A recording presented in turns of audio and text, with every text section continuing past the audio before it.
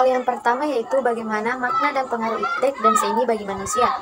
Iptek adalah suatu ilmu pengetahuan dan teknologi yang dapat membantu manusia memahami dunia melalui penelitian, pengembangan teknologi, dan penerapan ilmu pengetahuan. Sedangkan makna seni yaitu sesuatu yang mengekspresikan emosi, ide, dan pengalaman manusia melalui karya visual, musik, sastra, dan pertunjukan. Iptek dan seni merupakan aspek penting yang dapat memengaruhi dalam kehidupan manusia yang saling melengkapi.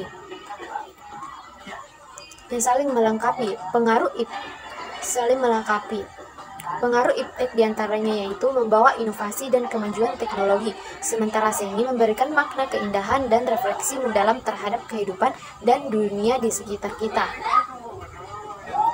Selanjutnya yaitu nomor 2, di mana soal tersebut adalah apa saja yang akan dihadapi ketika manusia berperan sebagai subjek dan objek, dan bagaimana etika manusia dalam menghadapi subjek dan objek. Ketika manusia berperan sebagai subjek dan objek, ada beberapa hal yang perlu dihadapi, di mana manusia sebagai subjek yaitu seperti kebebasan dan hak. Manusia memiliki hak untuk dihormati dan memiliki kebebasan untuk mengambil keputusan yang memengaruhi diri mereka sendiri. Kemudian privasi. Penting untuk melindungi privasi individu dan menghormati batas-batas pribadi dalam konteks pengamatan atau penelitian. Kemudian manusia sebagai objek, di mana seperti keadilan, manusia harus diperlakukan secara adil dan dihormati sebagai objek dalam konteks penelitian, percobaan, ataupun pengamatan. Kemudian kemanfaatan dan risiko. Objek penelitian harus dihadapi dengan penuh tanggung jawab, serta mempertimbangkan manfaat, riset, dan risiko yang terlibat bagi mereka. Etika manusia dalam menghadapi subjek dan objek, seperti pertimbangan etis di mana menempatkan kepentingan individu sebagai prioritas utama melalui perlindungan hak, privasi, dan kesejahteraan. Kemudian transparansi dan komunikasi di mana memastikan komunikasi yang jelas dan transparan dengan subjek atau objek mengenai tujuan, prosedur, dan konsekuensi dari partisipasi mereka. Kemudian evaluasi risiko dan manfaat. Secara berhati-hati mengevaluasi risiko dan manfaat dari kehadiran sebagai subjek dan objek. Selanjutnya yaitu nomor 3, apa saja cara untuk mengatasi dampak negatif dari iptek, dan sebutkan contoh penyalahgunaan iptek di bidang kesehatan. Untuk mengatasi dampak negatif dari iptek, terutama di bidang kesehatan, dapat dilakukan dengan beberapa cara, yang diantaranya yaitu pengawasan dan regulasi ketat, mengatur penggunaan teknologi medis dan farmasi melalui regulasi yang ketat untuk memastikan keamanan dan efektivitasnya. Kemudian etika dan standar profesional, memastikan bahwa praktik medis berdasarkan pada etika dan standar profesional yang tinggi, serta mendorong transparansi dalam komunikasi dengan pasien. Kemudian pendidikan dan kesadaran masyarakat, meningkatkan pendidikan dan kesadaran masyarakat tentang risiko dan manfaat dari teknologi medis, serta pentingnya pemilihan perawatan yang tepat. Kemudian pengembangan teknologi yang bertanggung jawab, mendorong pengembangan teknologi yang bertanggung jawab dengan memprioritaskan keamanan, efektivitas, dan dampak jangka panjangnya terhadap pasien dan lingkungan.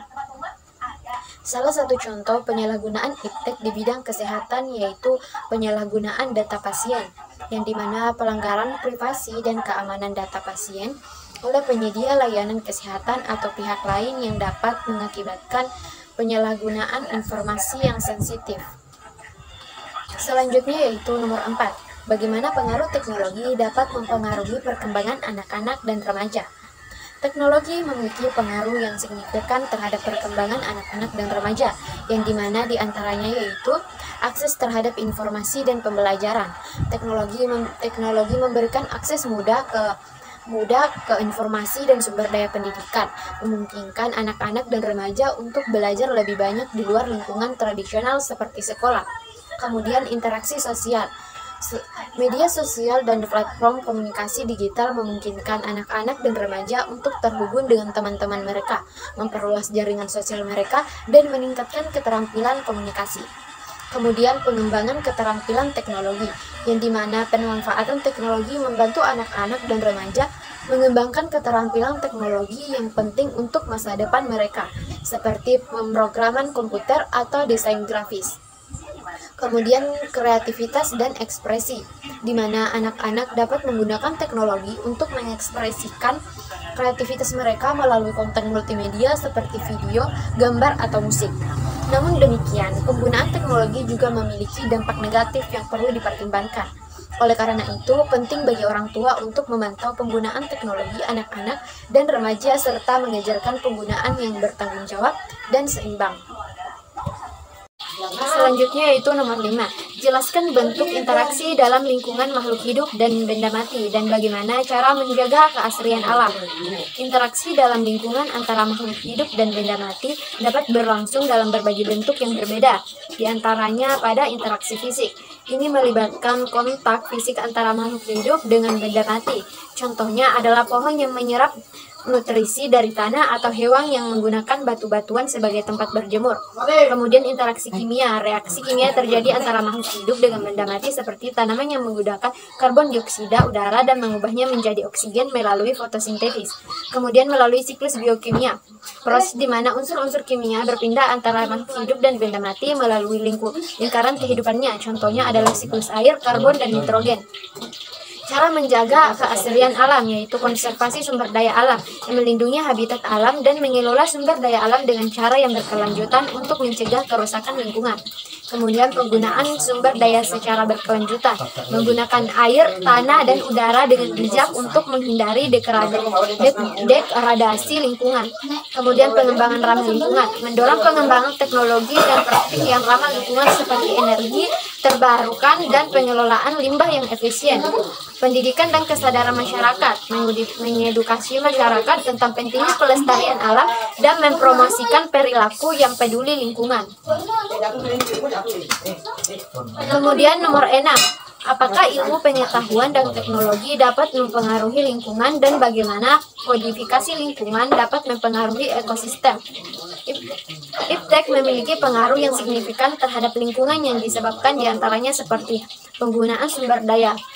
Teknologi memungkinkan eksploitasi sumber daya alam secara lebih efisien dan eksternal seperti dalam industri pertanian, perikanan, dan tambang. Hal ini dapat menyebabkan degradasi lingkungan seperti deforestasi, penurunan kualitas air, dan hilangnya keanekaragaman hayati.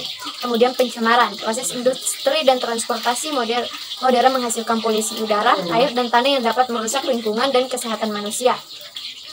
Modifikasi lingkungan juga dapat mempengaruhi ekosistem secara signifikan, diantaranya yaitu perubahan habitat, pembangunan infrastruktur seperti jalan raya, pemukiman dapat mengubah habitat alami menyebabkan fragmentasi yang mengganggu migrasi hewan yang dapat reproduksi dan reproduksi tumbuhan.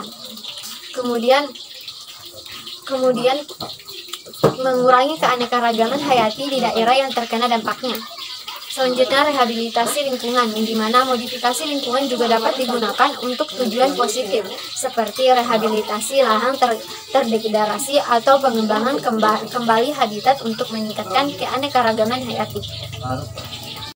Selanjutnya soal yang terakhir yaitu nomor 7. Jelaskan hubungan antara kependudukan, dan ketenagakerjaan. Kependudukan, pendidikan, dan ketenagakerjaan saling terkait dalam pembangunan sosial dan ekonomi suatu negara, yang dimana pendidikan dan kependudukan berpengaruh dalam pertumbuhan penduduk yang dapat mempengaruhi akses dan kualitas pendidikan.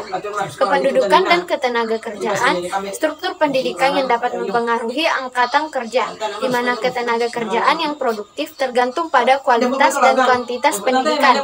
Pendidikan mempersiapkan individu dengan keterampilan yang diperlukan untuk pasar kerja, sehingga dalam ketiga bidang ini saling berhubungan dan yang dapat mendukung pertumbuhan ekonomi yang berkelanjutan dan peningkatan kualitas hidup pada masyarakat.